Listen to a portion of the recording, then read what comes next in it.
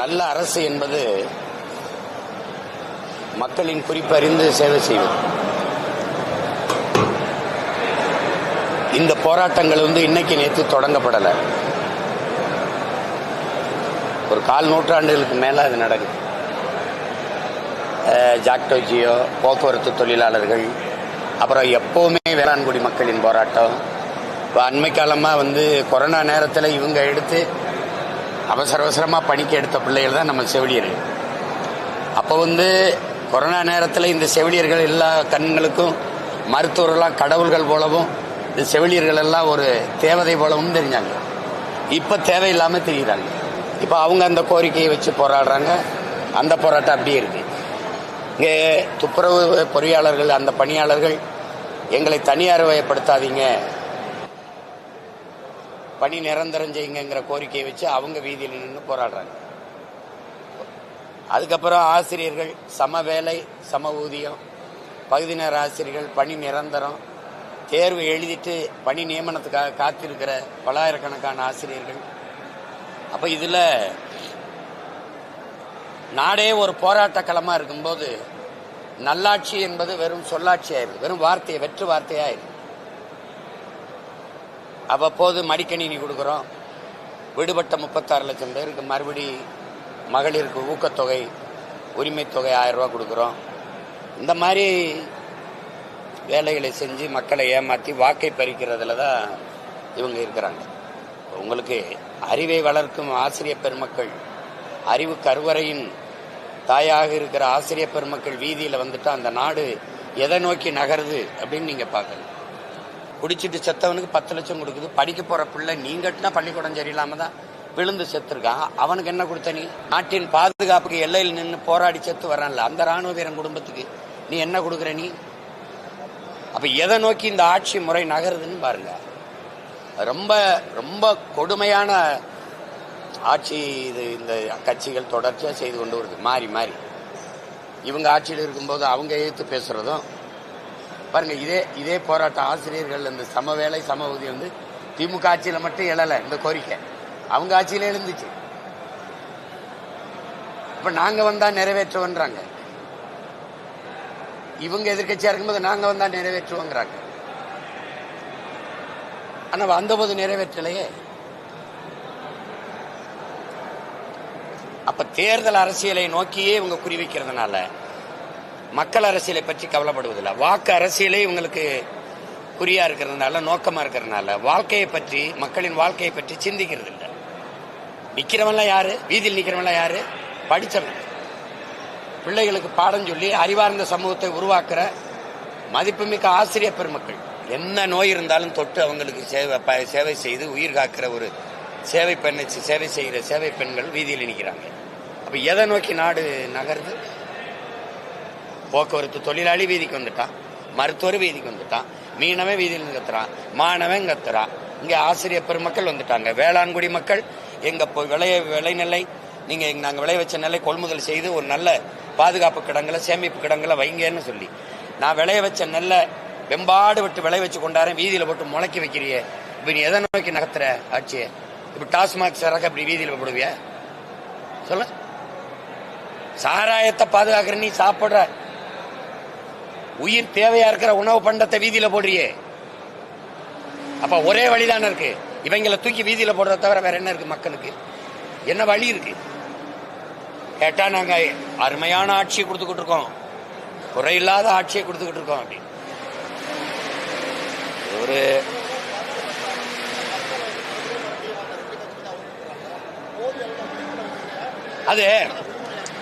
அதான் எப்படி பார்த்தாலும் விழிப்புணர்வே விடுதலையின் முதல் படிங்கிறார் எங்க தலைவர். விழிப்புணர்வற்ற சமூகத்தில் நடிப்பவனுக்கே முதலிடம் கிடைக்குங்கிறார் ஐயா இறையன்பு. அதுக்கு பல சான்றுகள் வச்சு எழுதுறாரு. அதுல மாதிரி என் சமூகம் விழிப்புணர்வற்று போனதுக்கு காரணம் இது திட்டமிட்டு மொழிப்பற்று, இனப்பற்ற அழிச்சு, சாதிப்பற்று, மதப்பற்ற ஊட்டிடுச்சு. 2வது, மதிமயங்கி சிந்தனை இழந்து உடல் திறனற்று போகிற சாராயத்தை அரசு பொதுமைப்படுத்திடுச்சு. அதுக்கப்புறம் கணக்கில்லாத திரைக்கவர்ச்சி, சகிக்க முடியாத திரைக்கவர்ச்சி, கண்ணு வழியே காது வழியே போதை ஏத்துற திரைக்கவர்ச்சியில மூழ்க வச்சிருச்சு. இப்ப நீங்க பாருங்க, இந்த திமுக ஆட்சிக்கு வருவது மாணவர் எழுச்சியில தான், மொழி புரட்சியில தான் வருது. மாணவர்களை இவங்க அவன் தன்னழிச்சா போறான் மொழி மேல இருந்த பற்றில அந்த கிளர்ச்சியை வச்சு ஆட்சிக்கு வந்தது. அதிகாரிக்கு அரியணைக்கு வந்தவொடனே மாணவர் அமைப்பு இருந்தா ஒருவேளை நம்ம ஆட்சியை எடுத்து போறான்னா கட்டுப்படுத்த முடியாதுன்னு மாணவர் அமைப்புக்கு தடை விதிக்குது. புரியுதுன்னு நினைக்கிறேன். கல்லூரியில அரசியல் பேசக்கூடாது, பள்ளியில அரசியல் பேசக்கூடாது, ஆனா சினிமா பேசலாம். நான் சொல்றது புரியுதா? அப்ப கல்லூரியில அரசியலை விட ஆகச்சிறந்த கல்வி உலகத்துல ஏதாவது உண்டா சொல்லு. அரசியலை கற்பிக்காத கல்வி இல்லை, அரசியலை தாண்டி ஆகச்சிறந்த கல்வி இல்லை. இதை அதை விட்டு சினிமா பேசலாம், அரசியல்வாதி வரக்கூடாதுன்னு. கல்லூரி விழாவுக்கு நடிகர், நடிகை, இயக்குனர், அங்க மேடையில எந்த எழுச்சி இதுவும் கிடையாது. மொழி சார்ந்தோ, நிலம் சார்ந்தோ, வளம் சார்ந்தோ, பண்பாடு சார்ந்தோ பாட்டு இருக்காது. திரைப்பாட்டு, அதுக்கு நடனம். அப்ப இது என்ன ஆயிருதுன்னா, இந்த திரை கவர்ச்சி இதுதான் உலகத்தின் உச்சம் அப்படின்னு அது ஒரு மதமா மாறி நின்னுக்கிடுச்சு. Very big ரிலீஜனா நின்னுக்கிடுச்சு. உங்களுக்கு புரியுதா? இறை வழிபாட்டை விமர்சித்த இந்த கட்சிகள் திரை வழிபாட்டை போற்றிடுச்சு. கதாநாயகன் வழிபாடு கடவுள் வழிபாட்டை விட மேலானதுன்னு கட்டமைச்சிருச்சு. அதனால என்ன ஆயிருது, நல்ல கண்ணு யாருன்னு தெரியல, நடிகர் நாடாளருக்கு தயாரா இருக்கு. அப்புறம் அப்ப எதை நோக்கி இந்த நாடு நகருது? விழிப்புணர்வற்ற என் மக்கள் இருக்காங்கன்னு சொல்ல முடியாது. எளிய பிள்ளைகள், உங்களுக்கு தெரியும், கடைசியா ஒரு சின்னம் ஒரு வாரத்துக்கு முன்னாடி இவங்கெல்லாம் யாருமே தெரியாது. இந்த மாதிரி பிள்ளைகளை தான் வேட்பாளராக நிறுத்தியிருந்தேன், உங்களுக்கு தெரியும். அதுல 36 லட்சம் வாக்கை தேடி போட்டு என் வாக்கு 3வது பெட்டி 4வது பெட்டியில் இருந்தது. அதுல தேடி போய் ₹1 வாக்கு காசு வாங்கல. சாதி சொன்னாங்க, மதம் சொன்னாங்க, சாராயம் தந்தாங்க, சாப்பாடு தந்தாங்க, பணம் தந்தாங்க. அதுல தமிழ் மக்கள் தேடி நல்ல ஆட்சி வரணும், நல்ல அரசியல் வரணும்னு விரும்பின மக்கள் இவ்வளவு வாக்கை கொடுத்து எங்களை அங்கீகரிக்கப்பட்ட ஒரு கட்சியா மாத்திருக்காங்கன்னா மக்கள் சரியில்லைன்னு சொல்லக்கூடாது, மகத்தானவர்கள் போய் சேர்க்கணும். அதுக்கு ஒரு மயக்கம் இருக்கு, திரை மயக்கம் இருக்கு.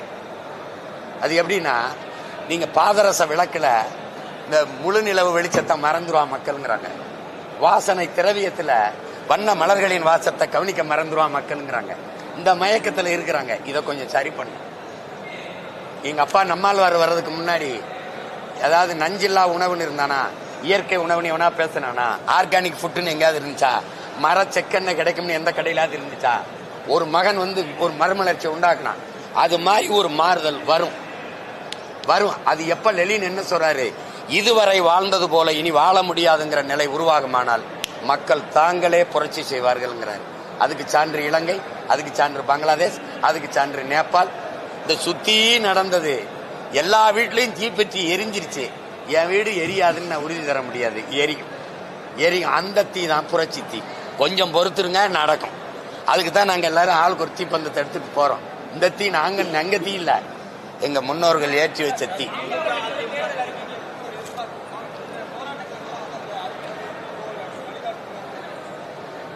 அது இந்த பொதுக்குழு சிறப்பு அறிவிக்கையிலே இருக்குது. நாங்க ஆட்சிக்கு வரும்போது நாங்க ஒன்னு சொல்ல விரும்புறோம் என் மக்கள்கிட்ட. உங்களின் குறை கேட்க வந்த பிள்ளைகள் நாங்கள் இல்லை, அந்த குறையை தீர்க்க வந்த பிள்ளைகள்.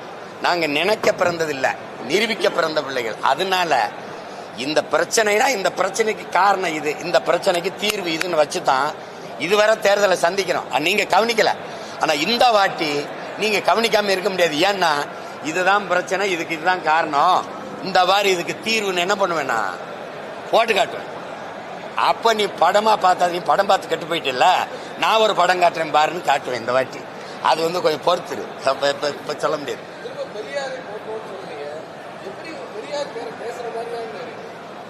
பெரியார் யாருன்னு சொல்லிட்டு போட்டுருவோம். பாருங்க, இல்ல பெரியாருங்கிறவர் அவர் தான் நீ நினைக்கிற பத்தியா, அதுதான் தவறு. அதை மாத்துறதுக்கு தான் இப்ப 3ஆம் தேதி கூட்டம் போட்டிருக்கேன். உங்களுக்கு புரியுதா? நீ என்னவோ அவர் தான் பெரியார்னா, நீங்க ராமசாமி ஐயா தான் பெரியார், அங்கிட்டு நில்லு. என் இனத்தின் முன்னோர் ஒவ்வொருவனும் பெரியார், என் பக்கவா. புரியுதா உனக்கு? இந்த உட்கார்ந்துருக்கா பத்திலா, இவ யாருன்னு தெரியுமா? முத்தமிழ் காவலர் என் தாத்தன் கியாப்பை விஸ்வநாதரோட பேத்தி, காஞ்சிபுரத்துல போட்டிடுறான். நீ என்ன பேசிருக்க? இது யாரு தெரியுமா? என் மக, என் இனக்காவலன் பிரபாகரன், வனக்காவலன் வேறு வீரப்பனுடைய மக. சும்மா இது பண்ணிக்கிட்டு கூடாது. எனக்கு இங்க பாரு, என் மொழி காக்க, இனம் காக்க, என் எல்லை காக்க போராடி உயிர் நீத்த ஒவ்வொருவனும் பெரியார். நீ வந்து பாரு, நீ பெரியாரை போற்றுவோம்.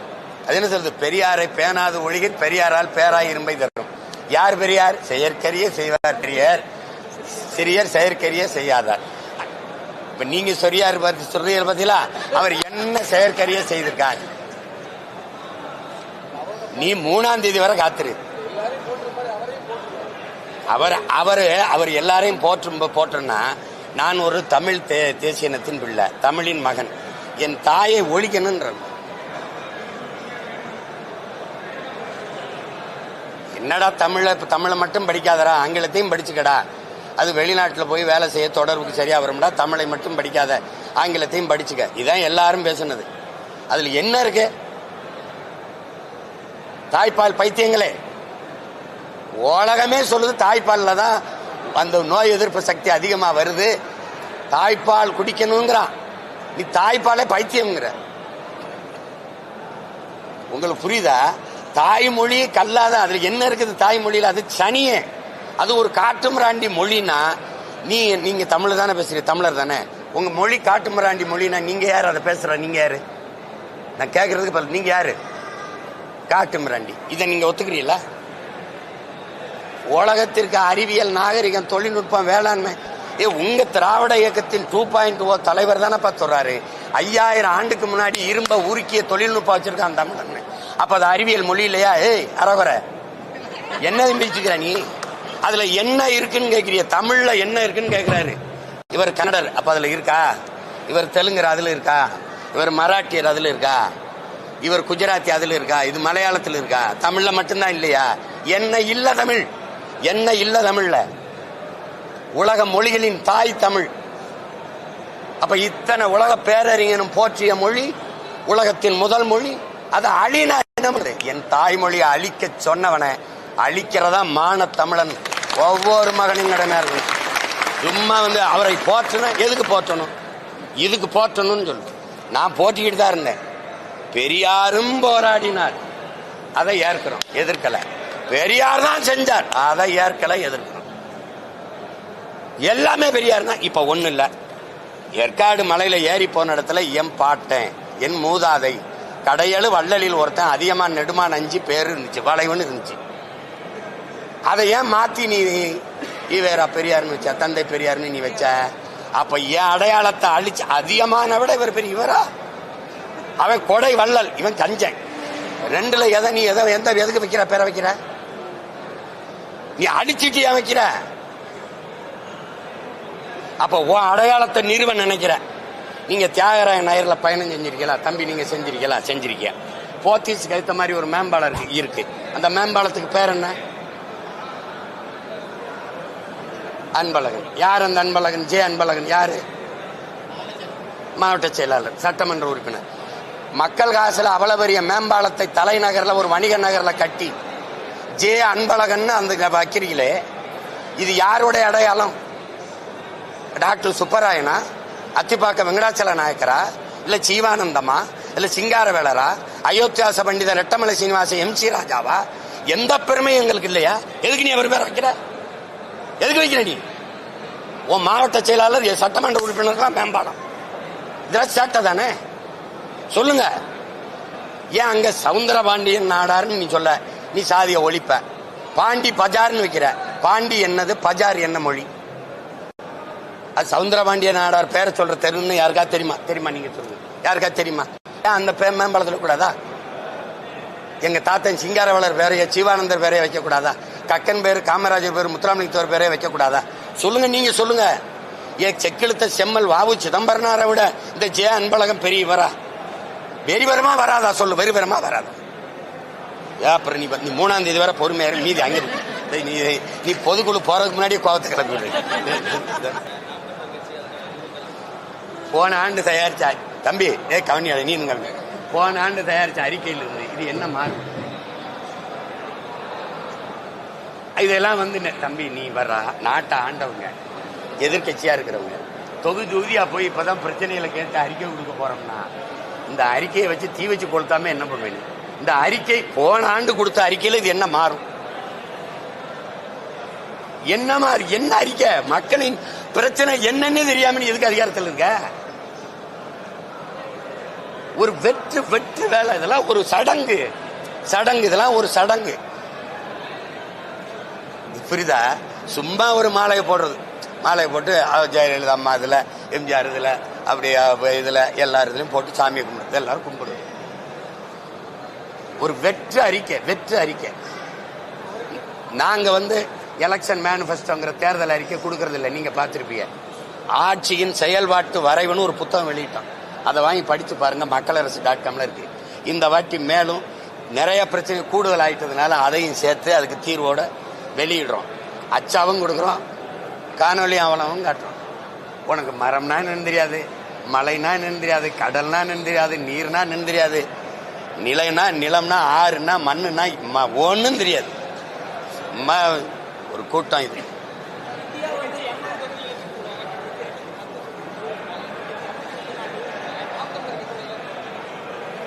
ஏவா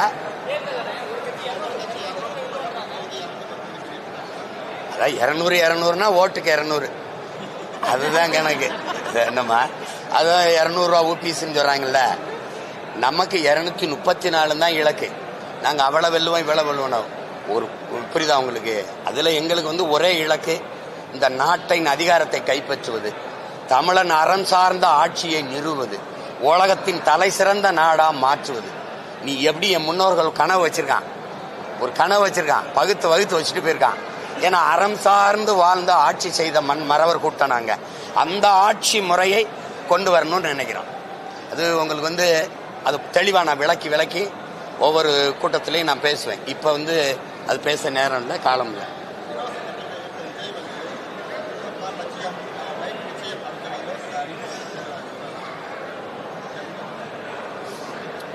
அது சொல்றாரு, தம்பி சொல்றாரு, நாங்க இலவசத்தில் அதுல எனக்கு உடன்பாடு இல்லை. இப்ப தம்பியே உங்களுக்கு சர்க்கார் படத்துல அந்த இலவசத்தை எதிர்த்து போராடி அது பிரச்சனையெல்லாம் ஆச்சு. உங்களுக்கு எப்படி பார்த்தாலும் இலவசம்ங்கிறது வளர்ச்சி திட்டம் இல்லை, அது வீழ்ச்சி. ஒரு நாட்டில் எது சரியா சமமா இலவசமா இருந்திருக்கணும் அப்படின்னா, அறிவை வளர்க்கும் கல்வியும், உயிரை காக்கும் மருத்துவமும், உலக உயிர்களின் உயிர் தேவையா இருக்கிற நீரும் பொதுமையா இருந்து எல்லாருக்கும் சமமா சரியா தரமா கொடுத்துருக்கணும். இது கட்டணம் இல்லாத இந்த கல்வி மருத்துவம் அது கொடுக்கணும். அதுக்குதான் அரசு இதுக்கெல்லாம் வரி எடுத்துக்குது, அதை கொடுக்கணுங்கிறத. மற்ற எல்லாமே நீங்க இப்ப இலவச மின்சாரம்னு வச்சுக்கிறீங்களேன். நான் என்ன பண்ணுவேன்னா, மின் கட்டண சுமை இல்லைன்னா அதை அந்த இரவு பூரா விளக்க எரியும். உங்களுக்கு அண்ணன் சொல்றது புரியுதா? இந்த பொறுப்பற்ற தனம் தானா வரும். அப்ப ஒரு கட்டணம்னு ஒண்ணு இருந்தா நான் குறைஞ்சது தேவையில்லாத தண்ட செலவு, காசு கஷ்டப்பட்டு சம்பாரிச்சு செலவழிக்கும் போது அதனால அருமை தெரியும். கவிப்பேரரசு வைரமுத்து சொல்றாரு, தாய்ப்பாலும் தண்ணீரும் மலிவா கிடைக்கிறதுனாலயே இந்த மனுஷ பயல்களுக்கு அந்த மகத்துவம் தெரியல, மதிக்க மாட்டேங்கிறாங்க. என் காலுக்கு கீழே மிதிபடுறதுனால இந்த பூமியின் அருமை தெரியலைங்கிற. அதனால நீங்க இலவசம்ங்கிறது எதுக்கு இருக்கணும்னு இருக்கு. மிக்சி இலவசம், கிரைண்டர் இலவசம், இதெல்லாம் இலவசம்னா இது ஒரு ரொம்ப அடிப்படை தேவை. இதை நிறைவேற்றிக் கொள்ள ஒவ்வொரு குடும்ப தலைவனாலும் முடியும். அதுக்கான அந்த வருவாய் பெருக்கத்துக்கான வேலை வாய்ப்பு அதை அமைத்து கொடுக்க, நிரந்தர வருவாய்க்கான வாய்ப்பை ஏற்படுத்தி கொடுப்பதுதான் வளர்ச்சியை நோக்கிய பயணம். இப்ப நீங்க 950 கோடி கிட்ட மகளிர் உரிமை தொகைக்கு இழக்கிறீங்க. ஆனா செவிலியர்களுக்கு நிரந்தரப்படுத்தி, இந்த தூய்மை பணியாளர்களுக்கு நிரந்தரப்படுத்தி, இந்த ஆசிரியர்களுக்கு நிரந்தரப்படுத்தி சம்பளம் கொடுத்துட்டா எவ்வளவு செலவாயிரும் நினைக்கிறீங்க? அப்போ உங்களுக்கு நோக்கம் அதுவல்ல. அந்த நேரத்தில் மக்களை ஏதாவது ஒரு இனிப்பான செய்தியை சொல்லி இந்த கவர்ச்சி, இந்த பணத்தை கொடுத்து ஏமாத்தி வாங்கிடணும்னு நினைக்கிறீங்க. அதை நான் ஏற்கல. தம்பி மோட்டர் பைக் கூட கொடுக்கட்டும், கார் கொடுக்கட்டும், வீட்டுக்கு ஒரு ஹெலிகாப்டர் கூட கொடுக்கட்டும், அந்த இடத்துக்கு நான் வரல. என்னுடைய கனவு அது இல்லை. அவனே தன் உழைப்புல காரு மோட்டர் பைக்கு வாங்கிக்கிற அளவுக்கு வேலை வாய்ப்பு, வருவாய் பெருக்கத்தை உருவாக்கணுங்கிற கனவு தான் என்னோட.